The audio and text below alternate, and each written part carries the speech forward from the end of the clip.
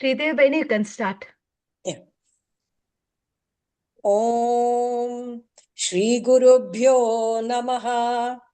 ॐ श्रीपरमात्मने नमः।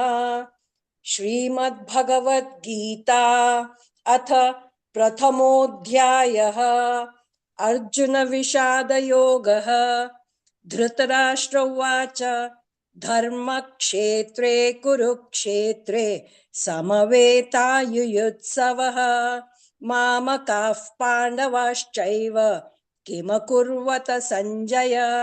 सञ्जय उवाच दृष्ट्वा तु पाण्डवानीकं व्यूढं दुर्योधनस्तदा आचार्यमुपसङ्गम्य राजा वचनमब्रवीत्। पश्यैतां पाण्डुपुत्राणाम् आचार्यमहतीं च मूम् व्यूढान् द्रुपदपुत्रेण तव शिष्येण धीमता। अत्र शूरा महेश्वासाः भीमार्जुनसमायुधि युयुधानो विराटश्च द्रुपदश्च महारथः। धृष्टकेतुश्चेकितानः काशिराजश्च वीर्यवान् पुरुजित् कुन्तिभोजश्च शैब्यश्च नरपुङ्गवः। युधामन्युश्च विक्रान्तः उत्तमौजाश्च वीर्यवान् सौभद्रो द्रौपदेयाश्च सर्व एव महारथाः। अस्माकं तु विशिष्टाये तान्निबोधद्विजोत्तमा नायका मम सैन्यस्य संज्ञार्थं तान् ब्रवीमि ते। भवान् भीष्मश्च कर्णश्च कृपश्च समितिञ्जयः अश्वत्थामा विकर्णश्च सौमदत्तिस्तथैव च अन्ये च बहवः शूराः मदर्थे त्यक्तजीविताः नानाशस्त्रप्रहरणाः सर्वे युद्धविशारदाः। अपर्याप्तं तदस्माकं बलं भीष्माभिरक्षितं पर्याप्तं त्विदमेतेषां बलं भीमाभिरक्षितम्। अयनेषु च सर्वेषु यथा भागमवस्थिताः भीष्ममेवाभिरक्षन्तु भवन्तः सर्व एव हि। तस्य सञ्जनयन् हर्षं कुरु वृद्धः पितामहः सिंहनादौ विनद्योच्चैः शङ्खं दध्मौ प्रतापवान्। ततः शङ्खाश्च भैर्यश्च पणवानकगोमुखाः सहसैवाभ्यहन्यन्त सशब्दस्तु मुलोऽभवत्। ततः श्वेतैर्हयैर्युक्ते महति स्यन्दने स्थितौ माधवः पाण्डवश्चैव दिव्यौ शङ्खौ प्रदध्मतुः। पाञ्चजन्यं ऋषिकेशः देवदत्तं धनञ्जयः पौण्ड्रं दध्मौ महाशङ्खं भीमकर्मावृकोदरः।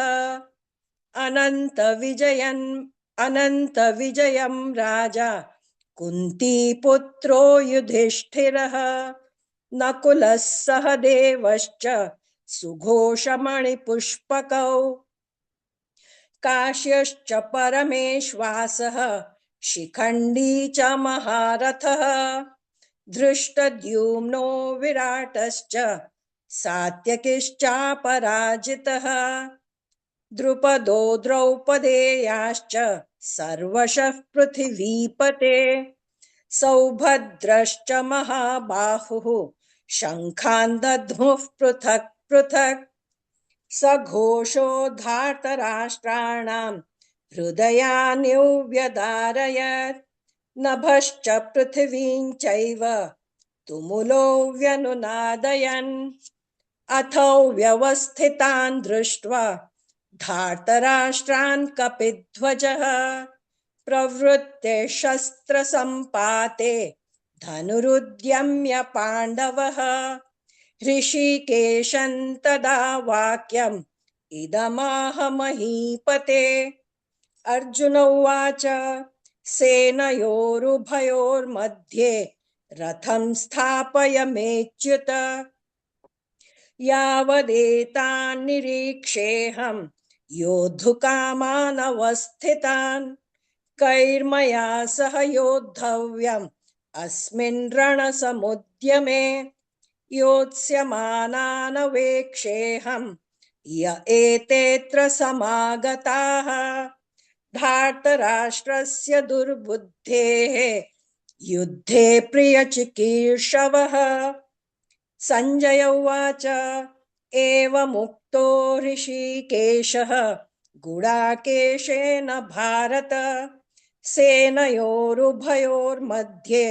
स्थापयित्वा रथोत्तमम् भीष्मद्रोणप्रमुखतः सर्वेषां च महीक्षिताम् उवाच पार्थ पश्यैतान् समवेतान् कुरूनिति तत्रापश्य स्थितान् पार्थः पितॄनथ पितामहान् आचार्यान् मातुलान् भ्रातॄन् पुत्रान् पौत्रान् सखींस्तथा श्वशुरान् सुहृदश्चैव सेनयोरुभयोरपि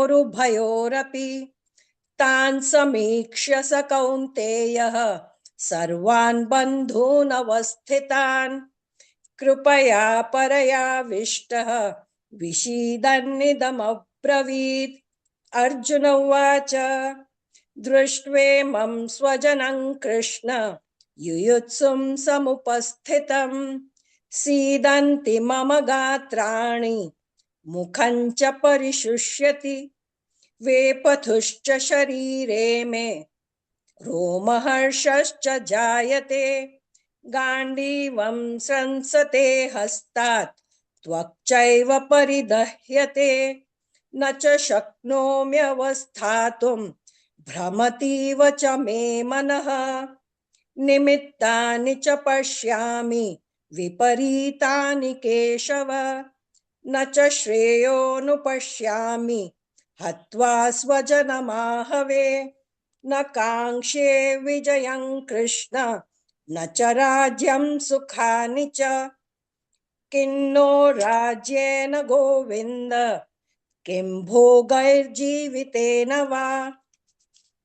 येषामर्थे काङ्क्षितन्नः राज्यं भोगाः सुखानि च तय्यमेव स्थिता युद्धे प्राणां त्यक्त्वा धनानि च आचार्याः पितरः पुत्राः तथैव च पितामहाः मातुलाः श्वशुराः पौत्राः श्यालाः सम्बन्धिनस्तथा एतान्न हन्तुमिच्छामि घ्नतोऽपि मधुसूदन अपि त्रैलोक्यराज्यस्य हेतुः किन्नु मही कृते निहत्य धार्तराष्ट्रान्नः का प्रीतिः स्याज्जनार्दन पापमेवाश्रयेदस्मान् हत्वैतानाततायिनः तस्मान्नार्हा वयं हन्तुं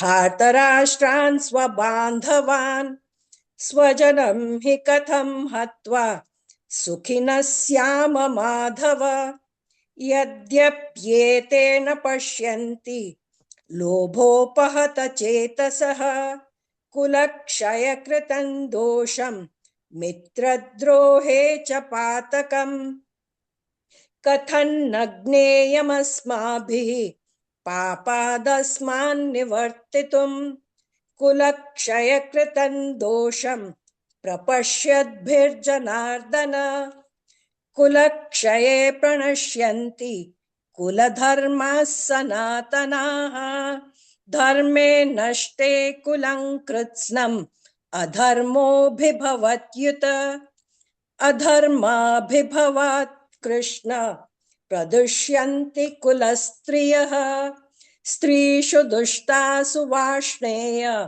जायते वर्णसङ्करः सङ्करो नरकायैव कुलज्ञानाङ्कुलस्य च पतन्ति पितरो येषां लुप्तपिण्डोदकक्रियाः दोषैरेतैः कुलज्ञानां वर्णसङ्करकारकैः उत्साद्यन्ते जातिधर्माः कुलधर्माश्च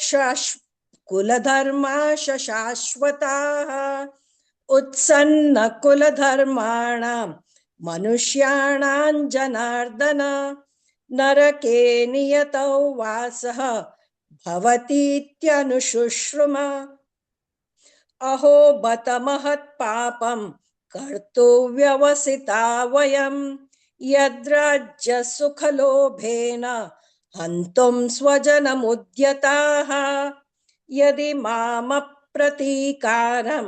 अशस्त्रं शस्त्रपाणयः धार्तराष्ट्रारणे हन्युः तन्मे क्षेमतरं भवेत् संजय उवाच एवमुक्त्वार्जुनः सङ्ख्ये रथोपस्थौपाविशत् विसृज्य सशरं चापं शोकसंविघ्नमानसः ॐ तत्सदिति श्रीमद्भगवद्गीतासु उपनिषत्सु ब्रह्मविद्यायां योगशास्त्रे श्रीकृष्ण अर्जुन संवादे अर्जुन विषादयोगो नाम प्रथमोऽध्यायः श्रीकृष्णार्पणमस्तु।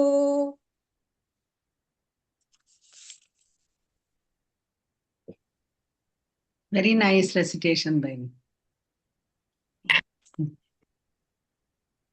The 12th shloka,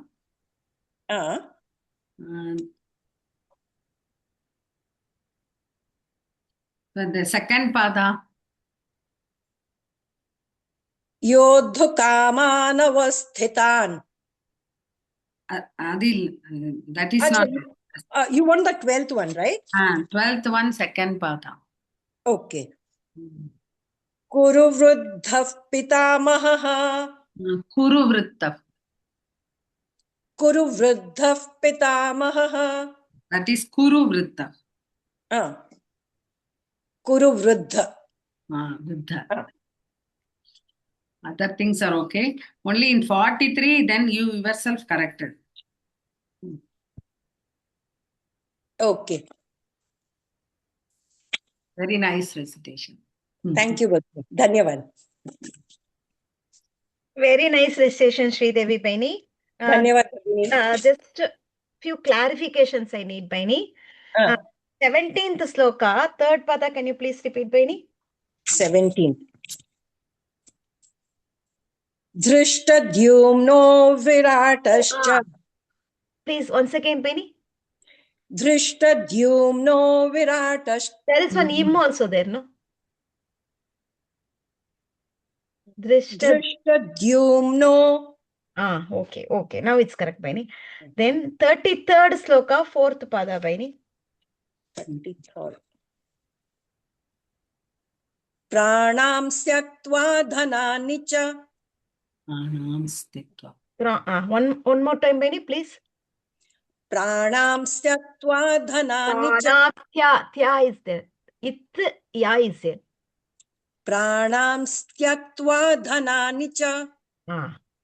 Tyaktva. Then 43rd sloka, fourth pada, Baini. 43rd. Kuladharma shashvataha. There is one ish and cha also. Kuladharmascha shashvataha. Okay, Baini. Nice recitation. Dhanyavadaha. Dhanyavad, Bhagini.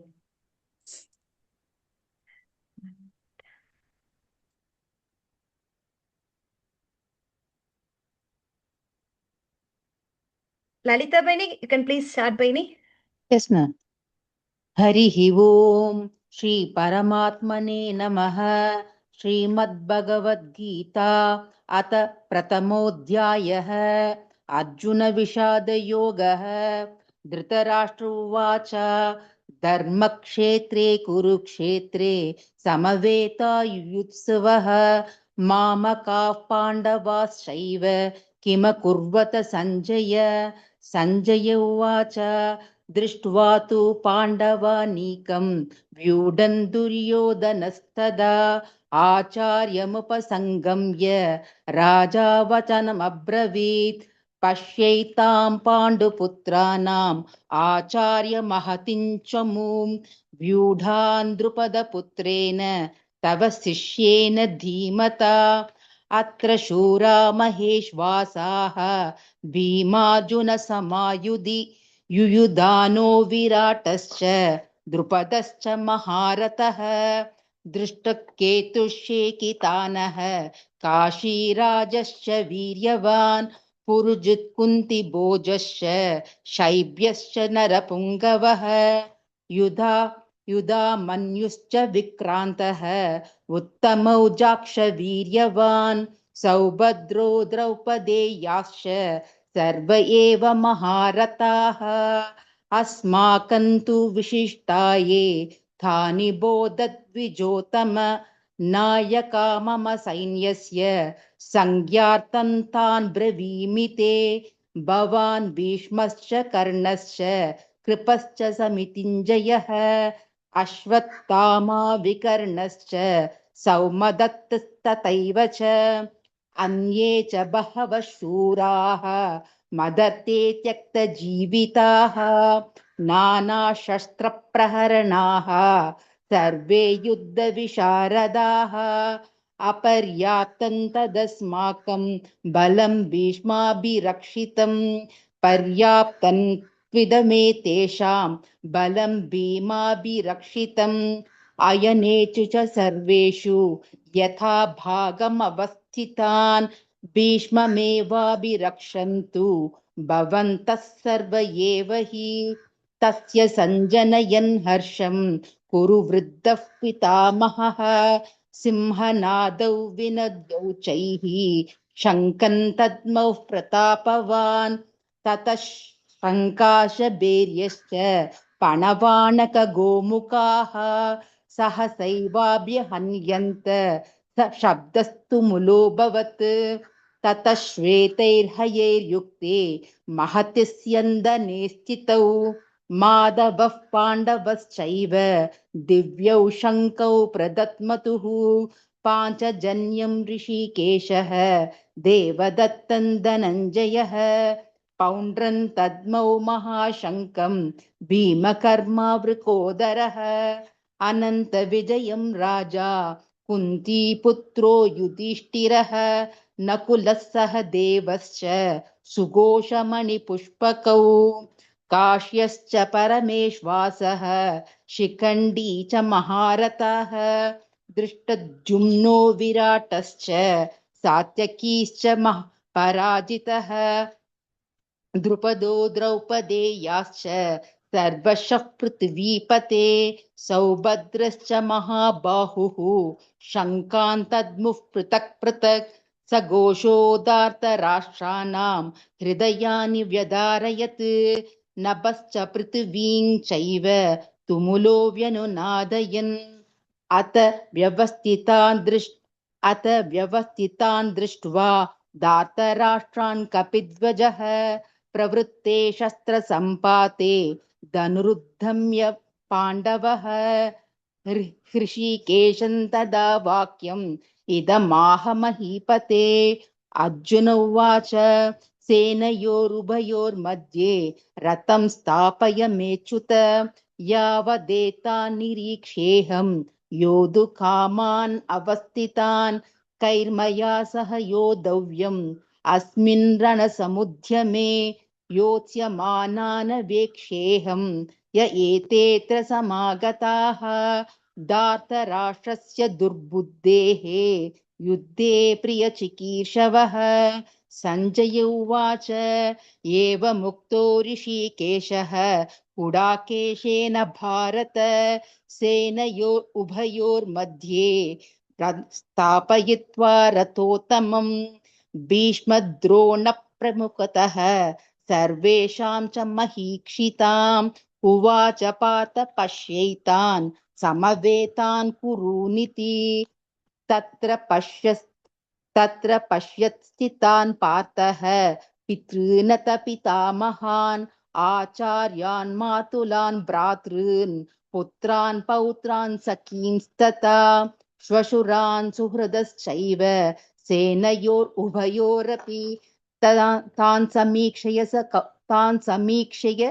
कौन्तेयः सर्वान् बन्धून् अवस्थितान् कृपया परयाविष्टः विषीदन्निदमब्रवीत् अर्जुन उवाच दृष्ट्वेमं स्वजनं कृष्ण युयुत्सुं समुपस्थितं सीदन्ति मम गात्राणि मुखं च परिशुष्यति वेपतुश्च शरीरे मे रोमहर्षश्च जायते गाण्डीवं स्रंसते हस्तात् त्वक्चैव परिदह्यते न च शक्नोम्यवस्थातुं भ्रमतीव च मे मनः निमित्तानि च पश्यामि विपरीतानि केशव न च श्रेयोनुपश्यामि हत्वा स्वजनमाहवे नाकाङ्क्षे विजयं कृष्ण न च राज्यं सुखानि च किन्नो राजेन गोविन्द किं भोगैर्जीवितेन वा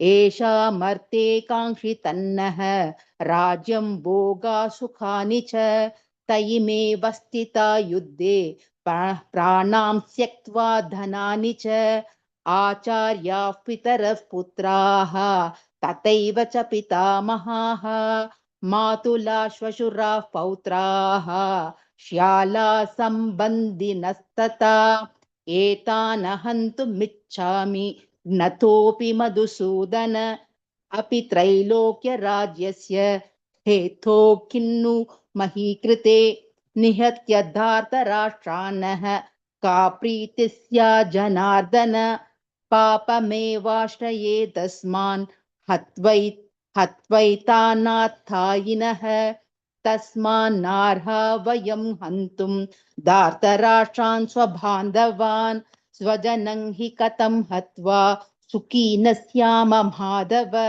यद्यप्येतेन पश्यन्ति लोभोपहत चेतसः कुलक्षयकृतं दोषं मित्रद्रोहे च पातकं कथन्न नेयमस्माभिः पापादस्मानि वर्तितुं कुलक्षयकृतं दोषं प्रपश्यद्भिर्जनार्दन कुलक्षय प्रणश्यन्ति कुलधर्माः सनातनाः धर्मे नष्टे कुलकृत्स्नम् अधर्मोऽपि भवत्युत अधर्माभिभवात् कृष्णा प्रदुष्यन्ति कुलस्त्रियः स्त्रीषु दुष्टासु वार्ष्णेय जायते वर्णसङ्करः सङ्करो नरकायैव कुलज्ञानां कुलस्य च पतन्ति पितरो हेषां लुप्तपिण्डोदकक्रियाः दोषैरेथैः कुलज्ञानां वर्णसङ्करकारकैः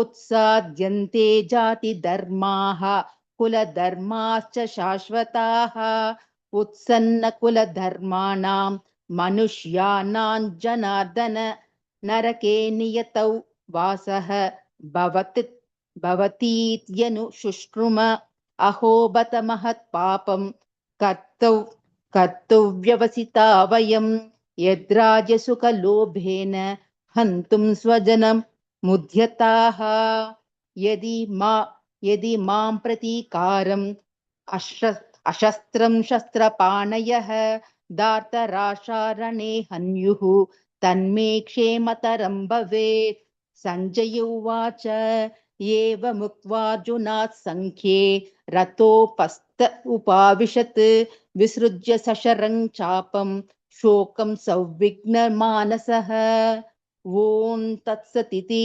श्रीमद्भगवद्गीतासु उपनिषत्सु ब्रह्मविद्यायां योगशास्त्रे श्रीकृष्णार्जुनौ संवादे अर्जुनविषादयोगो नाम प्रथमोऽध्यायः श्रीकृष्णार्पणमस्तु. Very nice, Bhagini. That fourth sloka, you have to recite slowly. Yes, ma'am. Lalita Bhagini. Fourth one. Yes, ma'am. Yes, ma'am. You अत्र recite slowly. अत्र शूरा महेश्वासाः भीमार्जुनसमायुधि युयुधानो विराटश्च द्रुपदश्च महारथः. Vaini, she's not saying this sloka, Vaini, the whole entire, this one you have. Okay. Sorry. Thank you. Whole sloka you recite. Atra shura magheshwasaha bhimarjuna samayudhi yuyudhano viratascha காஷிராஜஸ்ய வீரியவான். எல்லா ஸ்லோகமே நீங்க வந்து இன்னும் slow பண்ணிக்கோங்க, speed Yes, வேண்டாம். சரியா? Okay, speed ma'am. பண்ணேன்னா தான் உங்களுக்கு மிஸ்டேக் ஜாஸ்தி ஆகும். Thank you, ma'am. Thank you, ma'am. இன்னும் கொஞ்சம் ஸ்லோ டவுன் பண்ணிக்கோங்க. நாங்களாம் அப்படிதான் ஃபாஸ்டா தான் சொல்லிட்டு இருந்தோம், அப்புறம் தான் ஸ்லோ ஆகி. Thank you, ma'am. I will rectify, ma'am. Yeah you have to slow down. அப்புறம் கொஞ்சம் மகாபிராணாஸ் வந்து கொஞ்சம் ஸ்ட்ரெஸ் கொடுக்கணும். Yes, அல்ப ma'am. பிராணா அண்ட் மகாபிராணா அது வந்து கொஞ்சம் Yes, ma'am. சோ அது பை பிராக்டிஸ் வந்துரும் உங்களுக்கு. அப்புறம் Thank you, சிலது வந்து ஹ்ரஸ்வா தீர்க்கா கொஞ்சம் இது இருக்கு. Yes, ma'am. அதாவது இந்த இடத்துல இப்போ ஃபோர்த் ஸ்லோகா சொல்லுங்க நீங்க. अत्र शूरा महेश्वासाः भीमार्जुनसमायुधि युयुधानो विराटश्च द्रुपदश्च महारथः. சோ இப்ப ஸ்லோவா சொல்லச்சா உங்களுக்கு மகாபிராணாவும் சொல்ல முடியறது இல்லையா, அதனால ஸ்லோவாவே சொல்லுங்க. Yes, ma'am. அதுக்கப்புறம் வந்து 17th 5th ஸ்லோகா சொல்லுங்க. Fifth. 5th. दृष्टकेतुश्चेकितानः काशीराजश्च वीर्यवान्. காஷிராஜஸ்ய வீரியவான். काशीराजश्च वीर्यवाன். காஷி சொன்னேன்னா அது தீர்க்கமாயிடுறது. சோ காஷிராஜஸ் काशीराजश्च वीर्यवान्. திருஷ்டகேதுஷ்சேகிதானக காஷிராஜஸ்ய வீரியவான். காஷின்னு ஒரு கொஞ்சம் இது பண்ணா அது நெடில் ஆயிடுறது. சரியா? दृष्टकेतुश्चेकितानः काशीराजश्च वीर्यवान्. Very good. அதுக்கப்புறம் 17 சொல்லுங்க.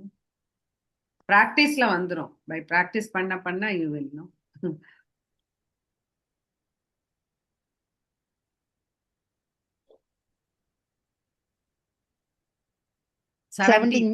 ஆமா. काश्यश्च परमेश्वासः शिखण्डी च महारथः महारथः दृष्टद्युम्नो विराटश्च सात्यकीश्च पराजितः. काश्यश्च परमेश्वासक शिखण्डी च महारथः धृष्टद्युम्नो विराटश्च सात्यकिश्चापराजितः. படிக்கவா மேம்? இந்த ஃபோர்த் சரியா வரல. Okay okay பகினி.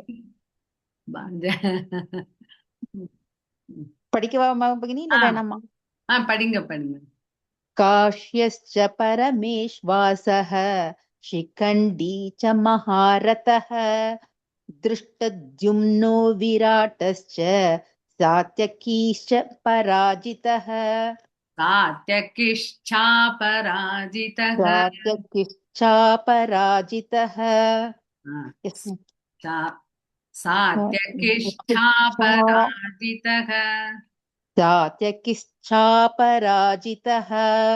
அபராஜிதக அண்ட் சேர்ந்து சொல்லச்ச உங்களுக்கு சாகராஜிதகன்னு ஆயிடுது. ஓகே. அப்புறம் 22 यावदेतान् निरीक्षेऽहम् योद्धुकामानवस्थितान् कैर्मया सह योद्धव्यम् अस्मिन् रणसमुद्यमे.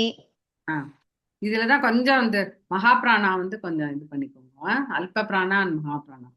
யாவதேதானிரீக்ஷேஹம் யோத்தகாமானவஸ்திதான் கைர்மயா சக யோத்தவ்யம் அஸ்மின் ரணசமுத்யமே.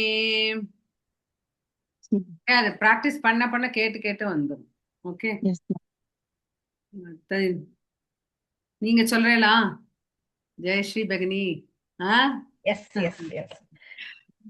Baini, as Radha Baini said, no, that Hatsva Dirgha you have to take care, Baini. Yes, ma'am. For example, in third sloka, no? Yes, ma'am. Please wait 1 minute.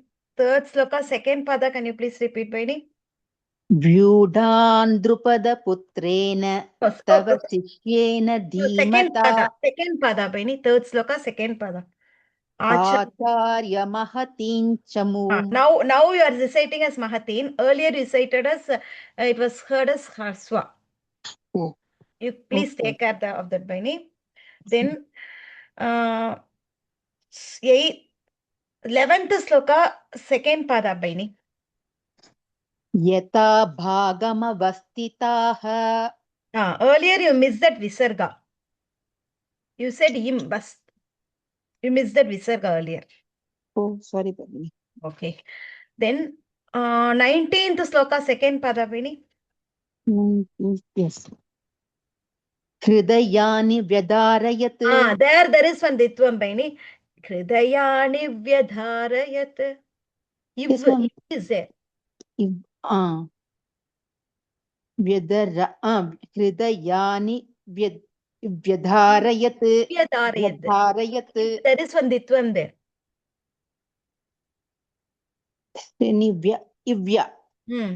इव्यधारयत्.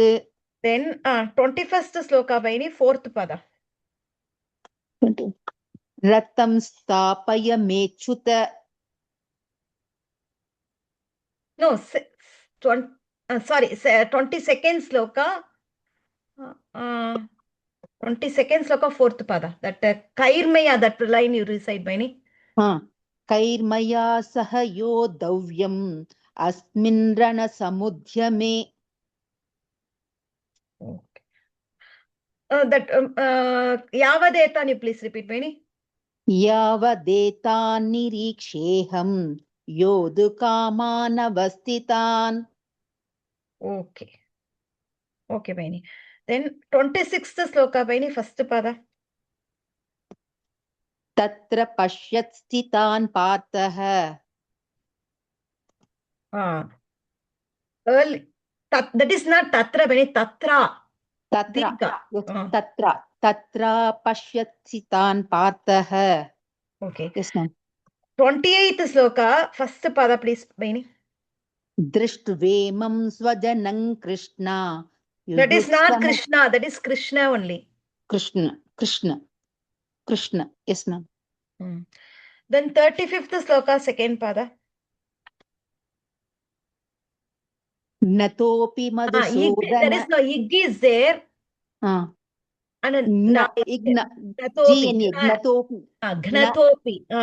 Gnatopi Madhusudana. Yes. 36th sloka, fourth pada. Hatvaitanatha tayinah. Hatvaitanatha tayinah. Hatvaitanatha tayinah. Earlier, no, you said as Hatvaitanat. It you said.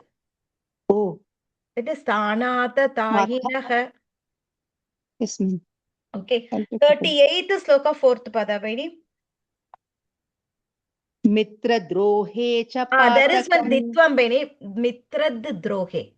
Mitra. Id is there. Mitra drohe. Mitra drohe cha patakam. Okay. Yes, ma'am. Then 40th sloka, third pada. Adharmobi bhavatyuta. third pada. अधर्मोऽपि That one, third pada, Beni, dharme. धर्मे नष्टे कुलं कृत्स्नम् Okay, now it's, अधर्मोऽपि भवत्युत okay, now it's correct, Beni. 43rd sloka, fourth pada. कुलधर्माश्च शाश्वताः Earlier, no, you're reciting very fast. So the mistakes, ish and cha, your mistakes are coming. You recite Okay, little ma'am. slowly, then it'll you can reduce your mistakes. 46th sloka, first pada. यदि माम प्रतीकारम् Yadi mama ipizem. Yadi यदि माम प्रतीकारम् अशस्त्रं शस्त्रपाणयः correct, Benny, correct. That ending, no, please repeat once again. One more time, Benny. Iti. यदि माम No. Ending प्रतीकारम् sloka, end. Iti. Om Tat Sat. That one. ओम तत्सत् okay ओम तत्सदिति श्रीमद्भगवद्गीतासु उपनिषत्सु ब्रह्मविद्यायां योगशास्त्रे श्रीकृष्णार्जुनौ संवादे Krishna Arjuna, there is no iv. Sri Krishna Arjuna Sauvade. Okay ma'am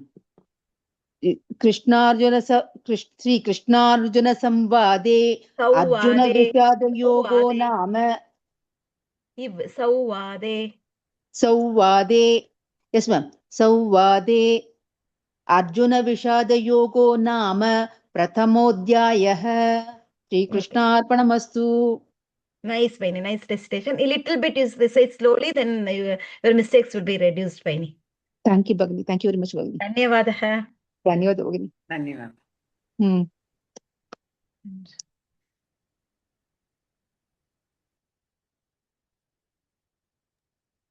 नमस्ते महोदय. नमस्ते मैम. नमस्ते महोदय. नमस्ते मैम. नमस्ते ma'am. Shall I start, madam? Yes, महोदय. ओम श्री गुरुभ्यो नमः. हरिः ओम. ओम श्री परमात्मने नमः. श्रीमद् भगवद गीता अथ प्रथमोऽध्यायः अर्जुन विषाद योगः. धृतराष्ट्र उवाच धर्मक्षेत्रे कुरुक्षेत्रे समवेदायुयुत्सवः मामकाः पाण्डवाश्चैव किमकुर्वत सञ्जय. सञ्जय उवाच दृष्ट्वा तु पाण्डवानीकम् व्यूढन् दुर्योधनस्तथा आचार्यमुपसंगम्य राजा वचनमब्रवीत्. पश्यैतां पाण्डुपुत्राणाम् आचार्यमहदीं च मूं व्यूढान् द्रुपदपुत्रेण तव शिष्येन धीमता. अत्र शूरा महेश्वासाः भीमार्जुन समायुधि युयुधानो विराडश्च द्रुपदश्च महारथः. दृष्टकेतुश्चेकितानः आशिराजश्च वीर्यवान् पुरुजित् कुन्तिभोजश्च शैब्यश्च नरपुङ्गवः युधामन्युश्च विक्रान्तः उत्तमौजाश्च वीर्यवान् सौभद्रो द्रौपदेयाश्च सर्व एव महारथाः.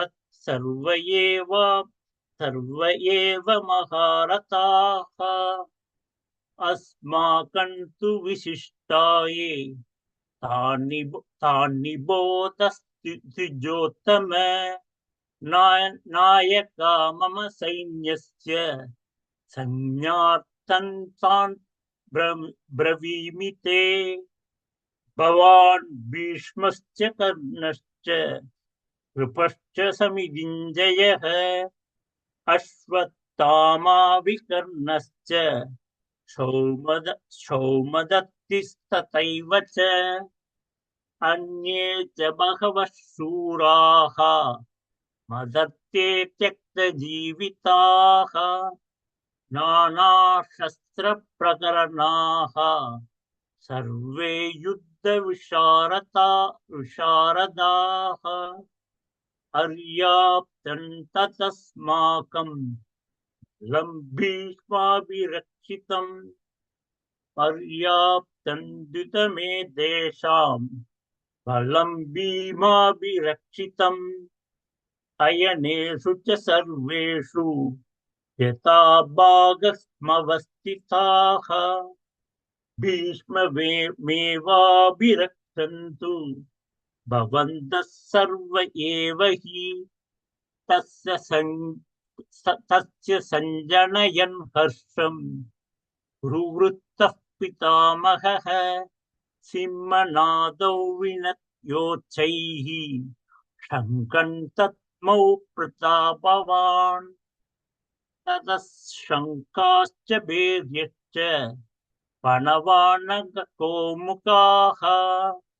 सहसैवाभ्यहन्यन्त सशब्दस्तुमुलोऽभवत् ततश्वेतैर्हयैर्युक्ते महदीस्यन्दने स्थितौ माधवः पाण्डवश्चैव दिव्यौ शङ्खौ प्रदत्मतुः पाञ्चजन्यं ऋषिकेशः देवदत्तं धनञ्जयः पौण्ड्रं तस्मौ महाशङ्गं भीमकर्मावृकोदरः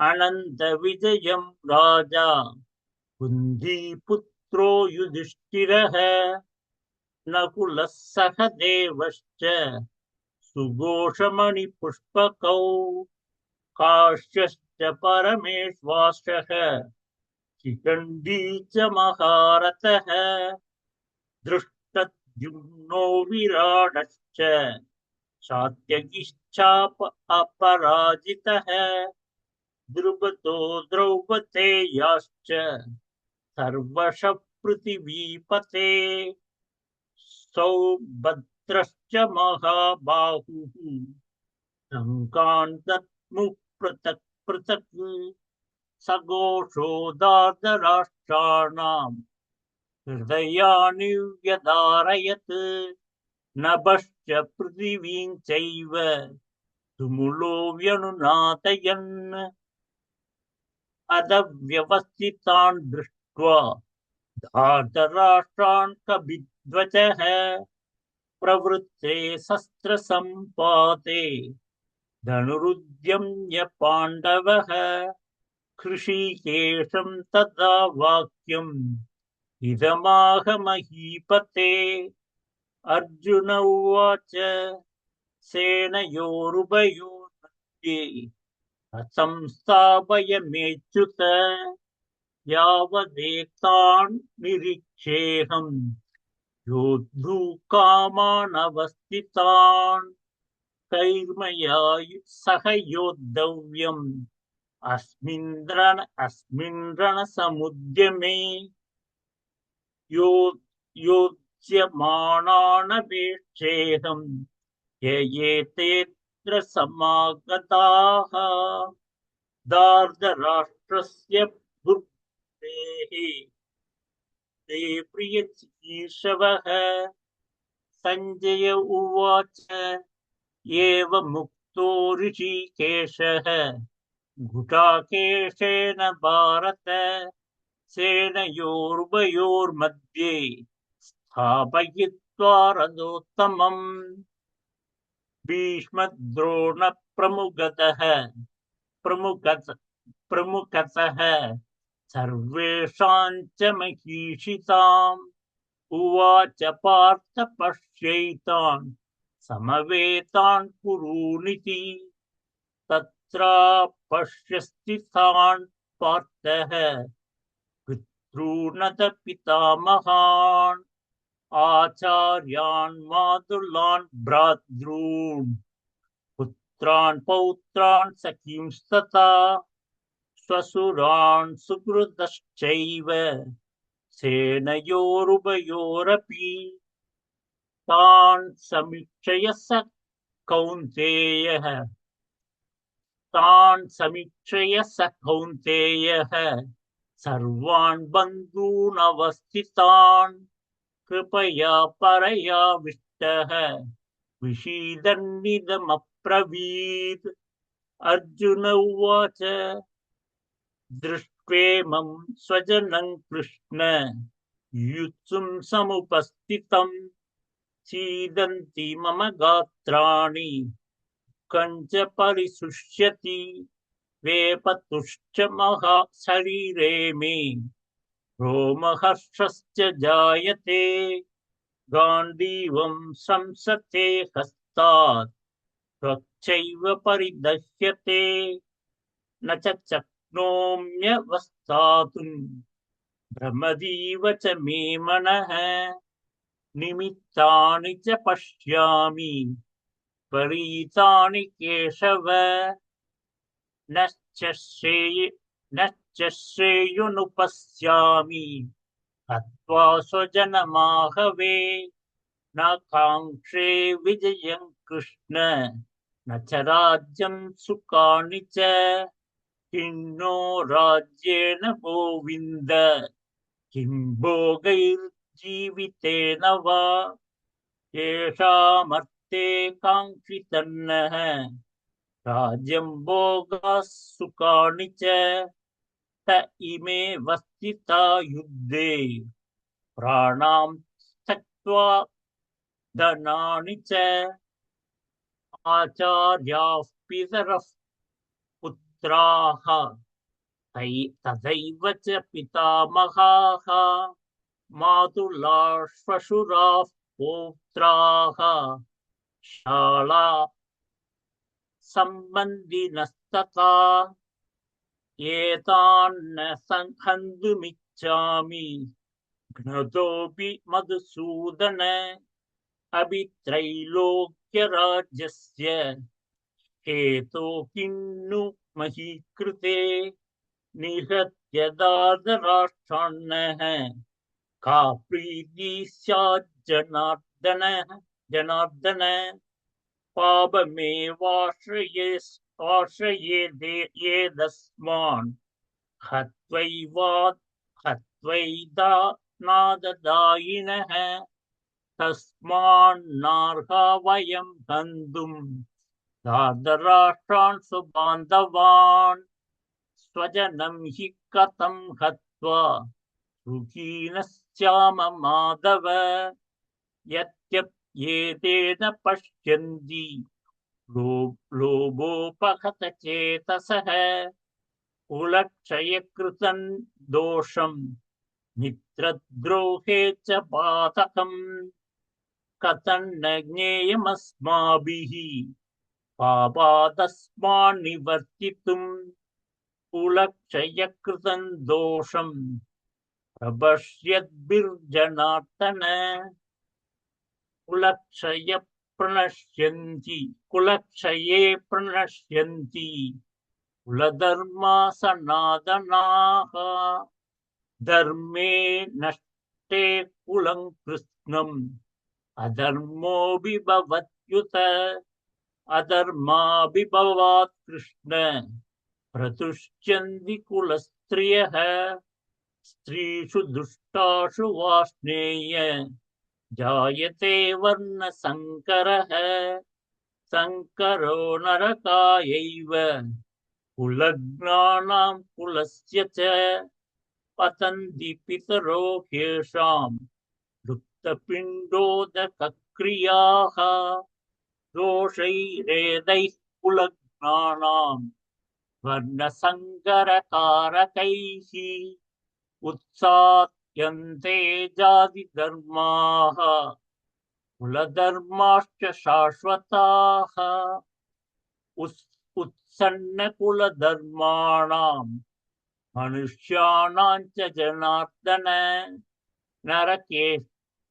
नरके नियतौ वासः भवतीत्यनुशुश्रुम अहो बदमहत् पापं कर्तुव्यवसिता वयं यत्राज्यसुखलोभेन हन्तुं स्वजनमुद्यताः यदि मामप्रतीकारम् अशस्त्रं शस्त्रपाणयः दार्धराष्ट्रारणे हन्युः तन्मे क्षेमतरं भवेत्।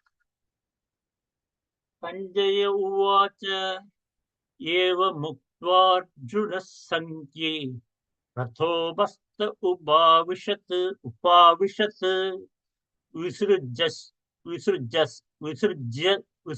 विसृज्यन् क्षचरं चापं शोकसंविघ्न मानसः। ॐ तत्सदिति श्रीमद्भगवद्गीतासु उपनिषत्सु ब्रह्मविद्यायां योगशास्त्रे श्रीकृष्णार्जुनसंवादे अर्जुनविषादयोगो नाम प्रथमोऽध्यायः। ॐ श्रीकृष्णार्पणमस्तु। Very nice, Magodaya. Only in certain places, instead of sha, no, you recite sa. You are using sa. अच्छा In very few places. अच्छा okay And first, when you start, you recite that. First shloka. First श्लोकः धृतराष्ट्र उवाच Dhritarashtra uvacha Dhritarashtra उवाच Dhritarashtra uvacha Dhritarashtra उवाच धर्मक्षेत्रे कुरुक्षेत्रे समवेदायुत्सवः मामकाः पाण्डवाश्चैव किमकुर्वत Sanjaya. Okay. And fourth shloka you recite. अत्र शूरा महेश्वासाः भीमार्जुनसमायुधि युधानो विराटश्च द्रुपदश्च महारथः। Yuyudhano. युयुधानो विराटश्च द्रुपदश्च महारथः। Okay. Then 10th shloka, first pada.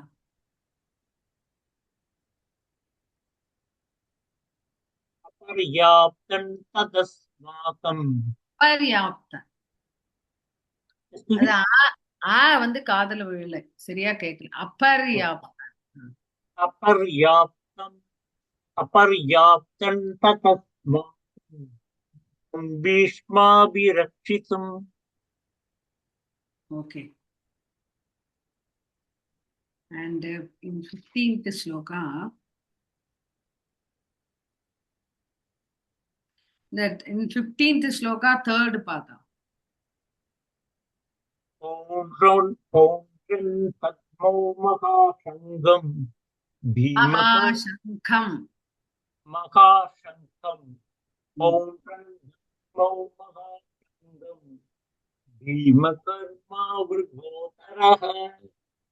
Okay.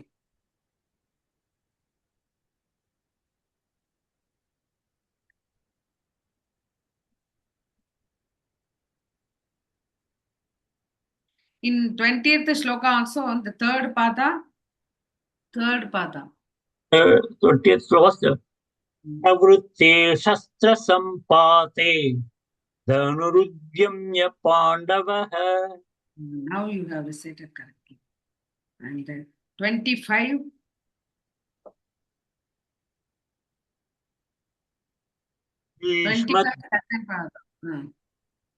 भीष्मद्रोणप्रमुखतः सर्वेषां च महीक्षिताम् उवाच पार्थ पश्येतान् समवेतान् कुरूनिति।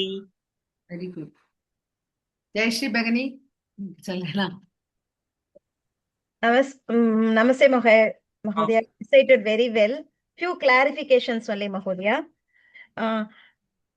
As இவங்க சொன்ன மாதிரி நீங்க அந்த ஷா சா அது அப்புறம் வந்து அந்த டாலாம் கொஞ்சம் வந்து சரியா நீங்க டான்னு சொல்றீங்க மகோதயா அந்த டா Okay, okay, okay, okay. அப்புறம் அப்புறம் அந்த தீ அந்த மகாபிராணா வந்து அந்த தீன்றத வந்து அது சரியா கேட்கல மகோதயா அது கொஞ்சம் பாத்துக்கோங்க.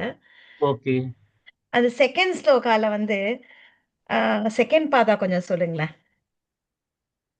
आचार्यमुपसङ्गम्य செகண்ட் பாதா வியூடன் sorry व्यूढन् दुर्योधनस्तथा அது ததா த வந்து தா அப்புறம் வந்து அது வந்து ததா மூணாவது தா மகோதயா அது மாத்தி சொல்றேன். व्यूढन् दुर्योधनस्तथा ததா ததா व्यूढन् दुर्योधनस्तथा அது दुर्योधनस्तथा அவ்வளவுதான். तथा तथा அதே மாதிரி செவன்த் ஸ்லோகால செகண்ட் மகோதயா अस्माकं तु विशिष्टाये तानि बोधत्विजोत्तम அந்த தா வந்து மகாபிராணபா அது இல்லாம தானி போதத் ஒரு அங்க வந்து ஒரு தித்வம் தித்வம் இல்ல தானி போதத் அது நீங்க அது கரெக்டா சொல்லல மகோதயா. செவன்த் ஸ்லோகா இன்னொரு தடவை சொல்லுங்களேன் ப்ளீஸ். अस्माकं तु विशिष्टाये तानि बोधत्विजोत्तम கரெக்ட் மகோதயா. அப்புறம் இது சொல்லிட்டாங்க. ஓகே பைனி சொல்லிட்டாங்க. 26th ஸ்லோகா மகோதயா செகண்ட் பாதா.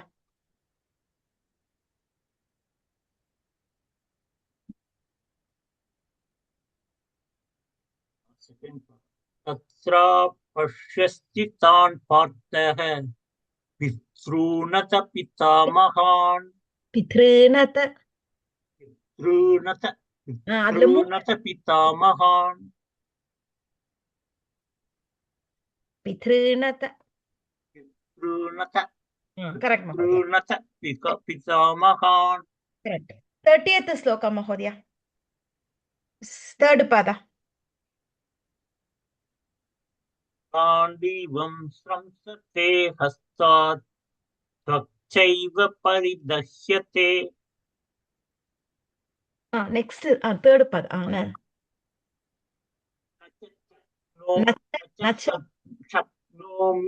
இப்ப வந்து கரெக்டா சொல்றீங்க. முதல்ல அந்த வந்து ஷா வந்து நீங்க வந்து இது பண்ணீங்க அது கொஞ்சம் பாத்துக்கோங்க மகோதயா ஷா அது.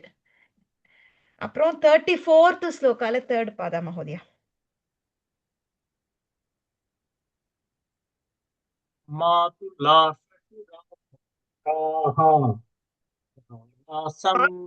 திருப்பி சொல்லுங்களேன் கேக்கல. மாதுலா ஸ்வசுரா பௌத்ராஹ பௌத்ரா இப்ப கரெக்டா இருந்தது. முதல்ல வந்து முதல்ல போன்னு கேட்டது பவுன்னு கேட்கல முதல்ல நீங்க சொல்ற போது. இப்ப கரெக்டா இருக்கு. 37th ஸ்லோகா 4th பாதா மகோதயா. ஸ்வஜனம் ஹி கதம் ஹத்வா சுகீனஸ்யாம மாதவ ஹ்ரஸ்வா சுகீனஸ்யாம மாதவ சுகீனஸ்யாம மாதவ சுகீனஸ்யாம மாதவ. அதே மாதிரி 47th ஸ்லோகால தேர்ட் பாதா.